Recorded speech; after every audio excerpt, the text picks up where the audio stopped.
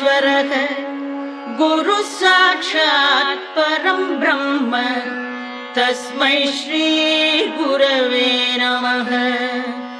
अखण्डमण्डलाकारं व्याप्तं येन चराचरं तत्पदं दर्शितं येन तस्मै श्री गुरवे नमः। अज्ञानतिमिरान्धस्य ज्ञानाञ्जनशलाकया चक्षुरुन्मीलितं येन तस्मै श्री गुरवे नमः।